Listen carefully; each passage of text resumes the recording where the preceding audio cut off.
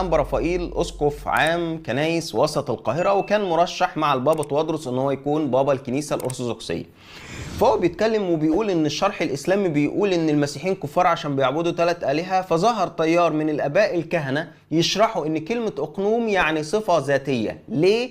عشان ما يبقوش إن هم بيعبدوا 3 آلهة، ده إله وده إله وده إله، لكنهم من نفس الجوهر بقى، وهندخل في المتاهة دي فمش هينفع. ركزوا معايا في المعلومة دي.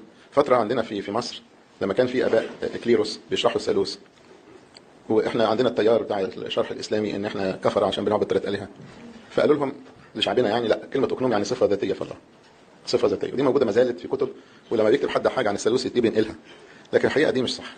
تتجنبوا تستخدموها، لأن ما يصحش إن المسيح بعد كل اللي عمله معانا نقول له أنت حتة صفة، مجرد أنت صفة. يعني المسيح صفة؟ أنت ممكن تكون شخص عندك صفات كثيرة، لكن أنت ما بتبقاش صفة، أنت شخص.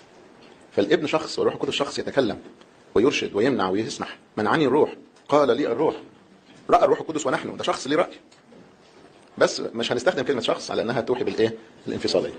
هنستمر على كلمة أقنوم، بس نبقى فاهمين أن الأقنوم هو شخص في الثالوث. معنى ذلك إن لو حد قال إن هم بيعبدوا 3 آلهة، فده إحنا هنقول عليه إن هو مشرك، وده الواقع. احنا عندنا التيار بتاع الشرح الإسلامي إن احنا كفر عشان بنعبد 3 آلهة. هو العلم بس إحنا أولا يعني إحنا ما بنقولش إن المسيحيين كفار عشان بيعبدوا 3 آلهة بس، لا، يعني ما إحنا بنقول على اليهود كفار برضه، في حين إن هم بيزعموا إن هم بيعبدوا إله واحد. فالفكرة كلها إن أنت لا مؤمن بالنبي محمد صلى الله عليه وسلم، ولا مؤمن بالقرآن، ولا مؤمن بملائكة الله سبحانه وتعالى، بل أنت بتعبد واحد منهم اللي هو الروح القدس. فدي يعني معلومة كده على الهامش. قلت لهم لشعبنا يعني لا، كلمة أقنوم يعني صفة ذاتية في الله، صفة ذاتية، ودي موجودة ما زالت في كتب، ولما بيكتب حد حاجة عن الثالوث دي بينقلها، لكن الحقيقة دي مش صح. لكن الحقيقة دي مش صح. خلي بالكم الكلام ده الآباء لحد النهارده بيقولوه. يعني القمص إرميا بولس كان بيقول كده بصريح العبارة إن دي صفة ذاتية. أنا لما أقابلك، لما تيجي تقول لي يا أرميا تعالى قابلني، أقول له هاجي أقابلك بذاتك ولا بذاتك وعقلك؟ ولا بذاتك وعقلك وروحك؟ مين في ال3 هيكون معاك؟ مين اللي مش هيكون معاك في ال3 دول؟ لا، دي صفات ذاتية في الواحد، دي صفات ذاتية في الواحد، دي صفات ذاتية في الواحد. الذات ذات العقل وذات الروح، والعقل عقل الذات وعقل الروح، والروح حياة الذات وحياة العقل. لشعبنا يعني لا، كلمة أقنوم يعني صفة ذاتية في الله، لكن الحقيقة دي مش صح.